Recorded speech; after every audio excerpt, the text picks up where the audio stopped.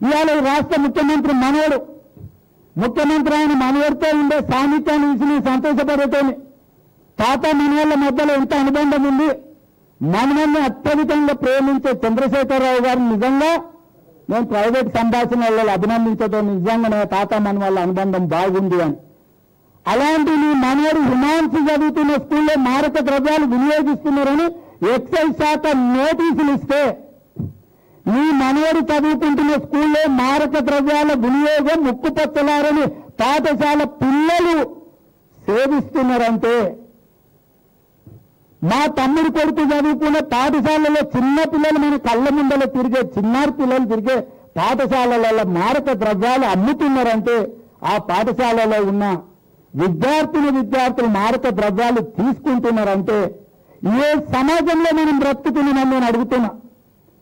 నీ మనవడు, నా తమ్ముడు కొడుకు, మన కుటుంబ సభ్యులు చదువుకుంటున్న పాఠశాలలలో మనం నివసిస్తున్న మన ఇళ్ల మధ్యలో పబ్బులు పెట్టి గంజాయి అమ్ముతుంటే, కొటైన్ అమ్ముతుంటే, ఎల్ఎస్డి అమ్ముతుంటే, నువ్వు నేను ఈ ప్రజాప్రతినిధులు, ఈ చట్టము, ఈ పోలీసులు, ఈ అధికారులు, ఈ వ్యవస్థ మొత్తం వాటి నియంత్రించలేనప్పుడు మనకు అసలు నైతిక హక్కు ఉందా ఈ కుర్చీలలో కూర్చోవడానికి అని చెప్పి రాష్ట్ర ముఖ్యమంత్రి గారిని నేను అడుగుతున్నా.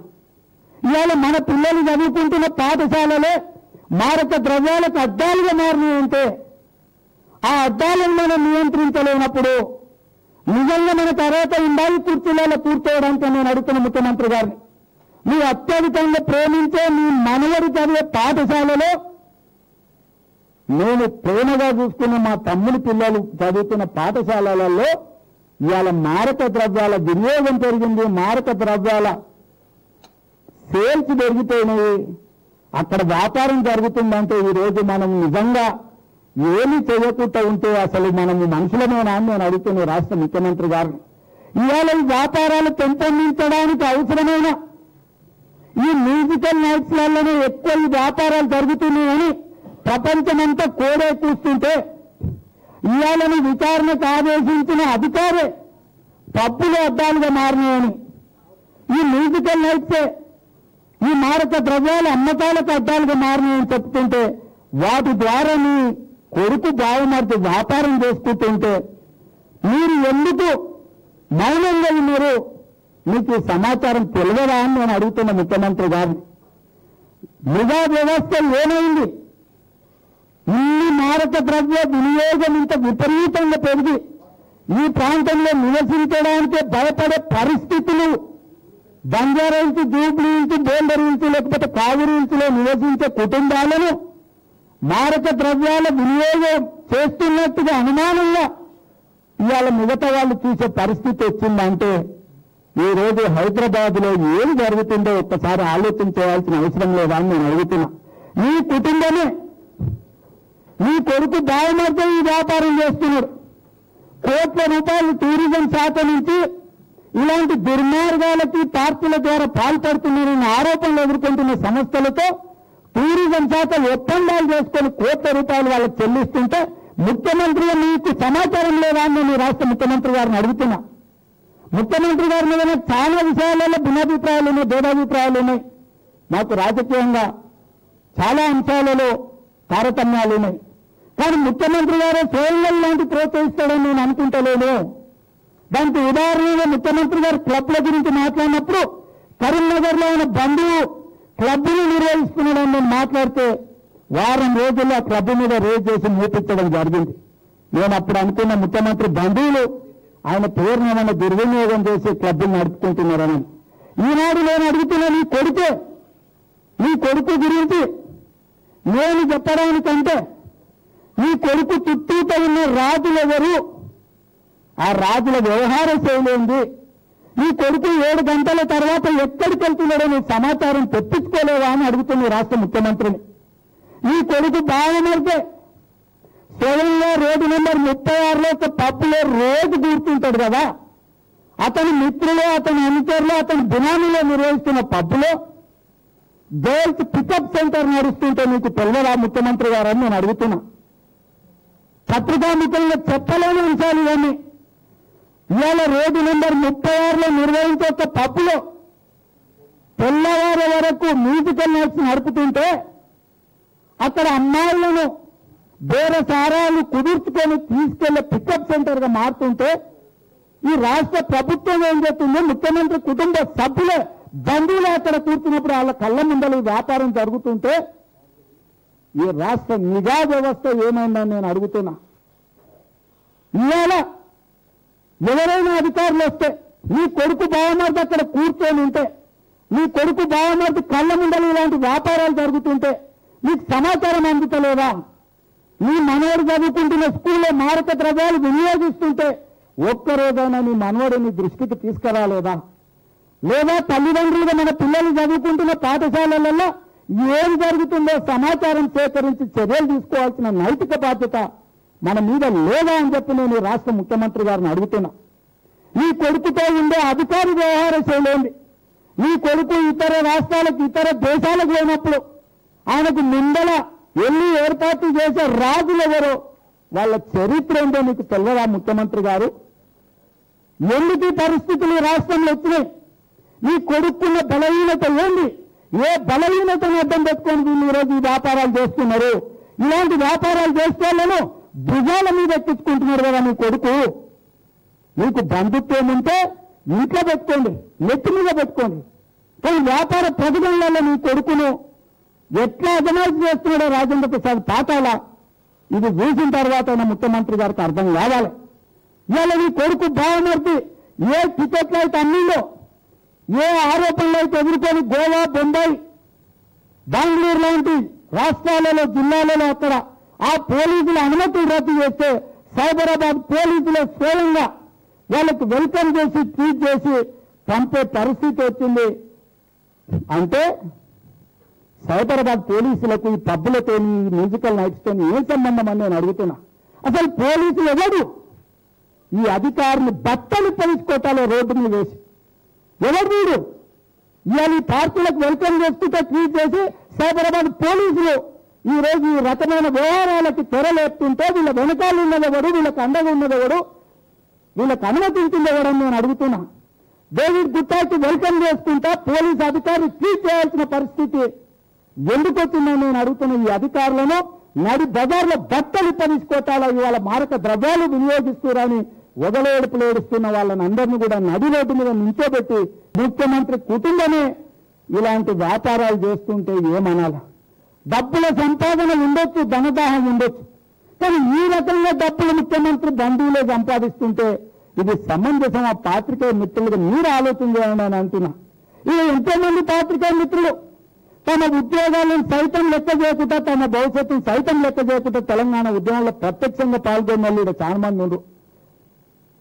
ఉద్యమాల ద్వారా సాధించుకున్న తెలంగాణలో మారక ద్రవ్యాలు అమ్మకాలు జరిగే వ్యాపారాలకు సంబంధించి ముఖ్యమంత్రి కుటుంబ సభ్యులే పరోక్షంగా ఇందులో వ్యాపారాలు చేసుకుంటా ప్రత్యక్షంగా వాళ్ళు పాల్గొంటున్నారంటే మీకు బాధ్యత లేదా? నాకు తెలిసి ఇవ్వాలని మాట్లాడేది టీవీలో చూపించారే, పేపర్లో రాయరు. కానీ నేను నా బాధ్యత నుంచి పారిపోదలుచుకోలే. నేను మాట్లాడదలుచుకున్నా, నేను నిలదీయదలుచుకున్నా. నేను మధ్యతరగతి వాళ్ళని ఇవాళ జూబ్లీహిల్స్లో బ్రతకాలంటే ఎక్కడుంటామంటే జూబ్లీహిల్స్లో బంజారాహిల్స్లో ఉంటామంటే చెప్పుకోవడానికి సిగ్గవుతుంది.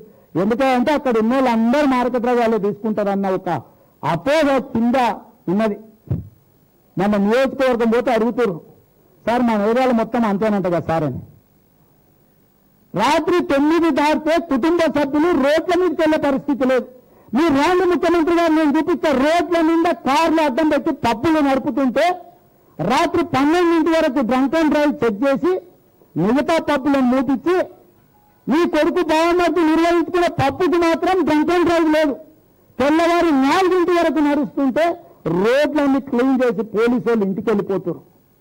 మిగతా వ్యాపార సంస్థలు నడిచినంతసేపు డ్రంక్ అండ్ డ్రైవ్ పెట్టి వాళ్ళ పబ్బులో నుంచి కస్టమర్లు బయటకు పోతుంటే మాత్రం డ్రంక్ అండ్ డ్రైవ్ టెస్టులో మొత్తం హైదరాబాద్ నిర్మానుషంగా ఉంటుంది 12 గంటల తర్వాత. ఎందుకంటే పబ్బు 6 వరకు 5 వరకు నడుపుతుంది కాబట్టి అక్కడికి వచ్చే వాళ్ళే 11, 12కి ఇతర పబ్బులు మూపించిన తర్వాత అన్ని పబ్బుల నుండి కస్టమర్లు పబ్లోకి వస్తున్నారు.